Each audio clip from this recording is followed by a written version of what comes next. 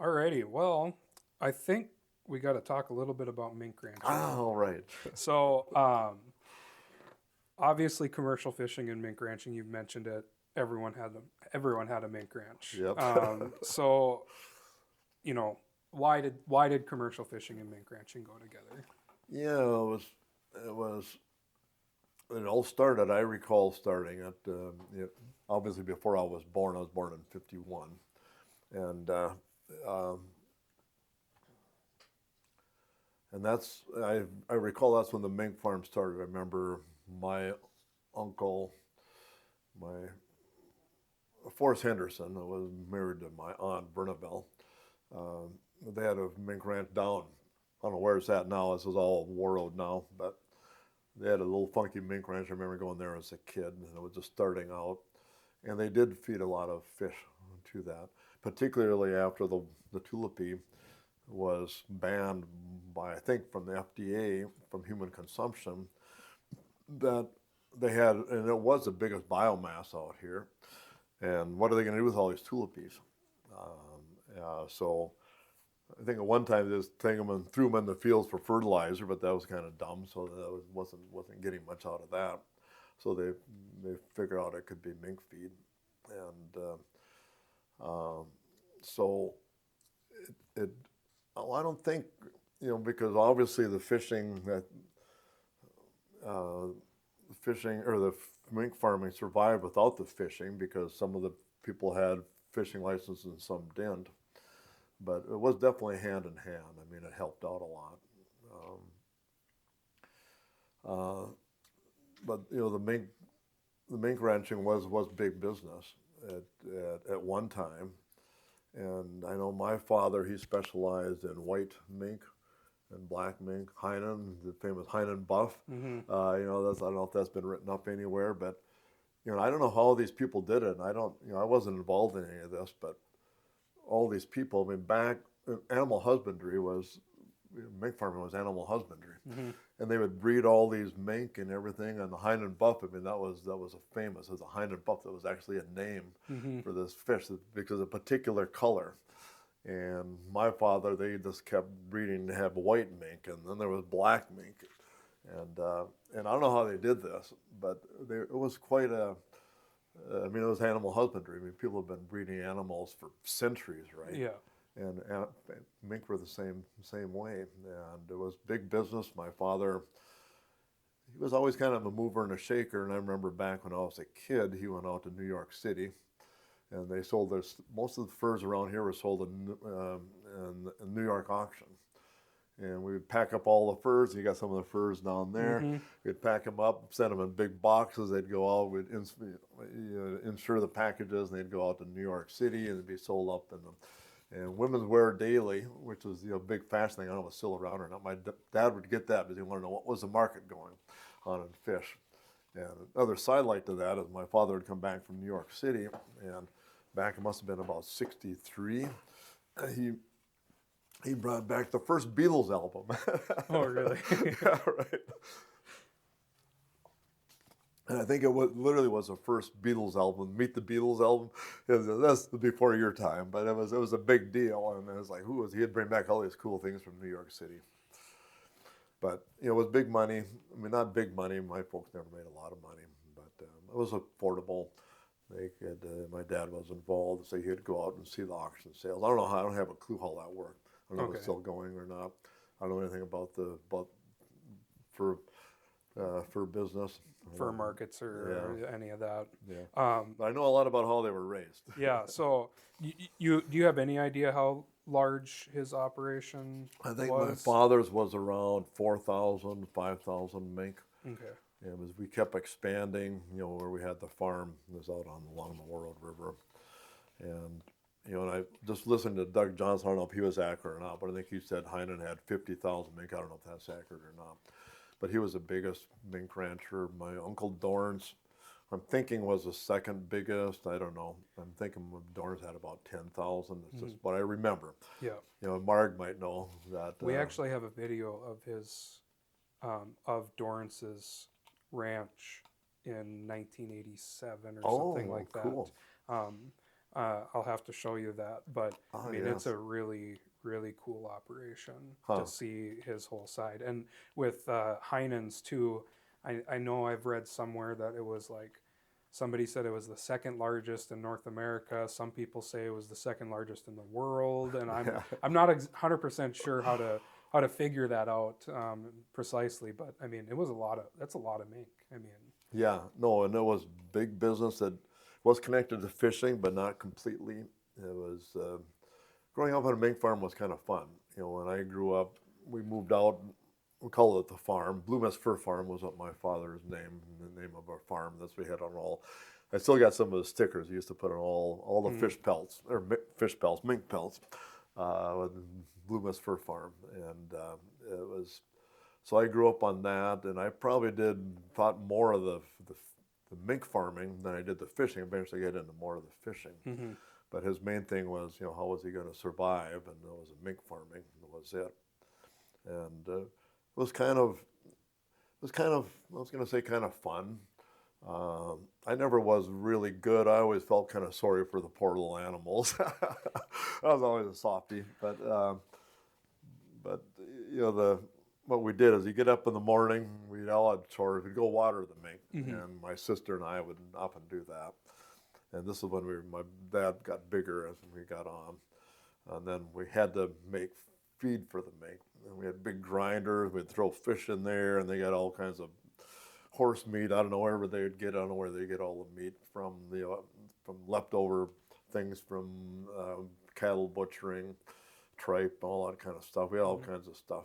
And we had several hired hands, and including Clayton Johnson, which is Bob Johnston's father. And then they had to feed the mink. Then you had to make cages for the mink. We were always making cages, some cage right there. And everybody made a different cage. All the farmers had different ways to make cages. And you had to get hay to put there to help so they could keep warm in the wintertime. Then they had to clean out all the manure, all the little mink poop. You had to clean that out, fairly regularly. And it was quite a job. But then we kept track of, the big seasons was end of February, last week in February and March was breeding season. And that was a big time. We had to hire people. They kept males. They'd throw the female mink in with the male. They would breed. And then take the female, throw another female in there. I mean, that was animal husbandry, right? They had, my dad had microscopes or checking the sperm count of the males. I don't know, it was all kinds of stuff. That's what they did, and so that was a big time. Then the kits would come in usually about May 1st, and that was whatever the gestation period was a couple months. And then pretty soon then we'd go in, and we as kids, we'd have to go and count how many kits there were. We'd open up the nest box and with all the hay and shavings and all that kind of stuff, and we'd count the kits. And then we had made little records of them up there, how many kits were there, and what the male and the female, were they the prize ones? Were they really white? Were they really black? And we kept track of them. It was a lot of record keeping, and my dad did all that stuff. I didn't know what I was doing at the time. I was just a kid, but I was quite involved. And they had kept breeding these things to make the mink that people wanted in New York City for the high fashion stuff. Yeah.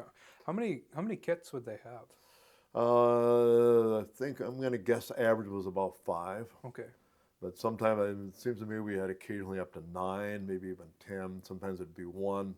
And of course, the ones that didn't have as many kits, they would probably not survive because they wanted to get the more fertile the females were, they would keep the ones with lots of kits and stuff, or keep the males. You go back to the males and was there a difference in how many kits each male had, and that was a lot of record keeping done, and a lot of. I remember I think there was actually books written on science, fish mink breeding, and but I don't know anything about it. But it's always been a mystery to me how people of this whole animal husbandry, how they basically generated new species or varieties of animals. They figured it all out. These people were smart. Oh yeah, people were definitely smart.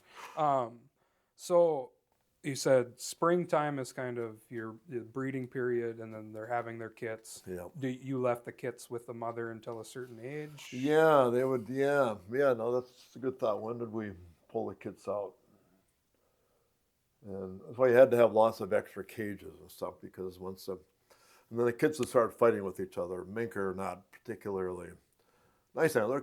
They like to fight. Yeah. And they would fight and they would kill each other, and the kids would kill each other. My mother, she was talking about me being a softy. My mother was a softy. We had all kinds of mink in the house all the time. Little baby mink, they're being examined, or somebody got beat up really bad. We'd take them in there and she'd nurse them back to health and stuff. It was kind of fun. We had animals in the house all the time. Little pet mink. Oh yeah. We always had pet mink. And then they get separated, and then when does it come time to skin mink? Yeah, the pelting. Yeah, then that was the time that I didn't particularly like, but then that would be in November because mink, like all wild animals, if you're a trapper, the skin becomes prime in the fall, and if they're not prime, the skin is kind of black colored. But then as they get prime, then the skin becomes more valuable. They can make fur coats and whatever they're doing the fur with it. So the animals were always skinned, and the same was trapping. Yeah. They want to do it I think in late fall. I'm thinking around Thanksgiving was kind of our prime pelting season. It's called pelting. Yeah. Yeah, that's when you would kill the mink, skin the mink. Yeah, we did all that kind of stuff, and we hired lots of different people on that. My dad talks about a little bit in his book. Yeah. And we had people skinning. I used to skin mink. I didn't really like it. But it was a fairly big industry. Eventually there were skinning machines, which made it easier to skin.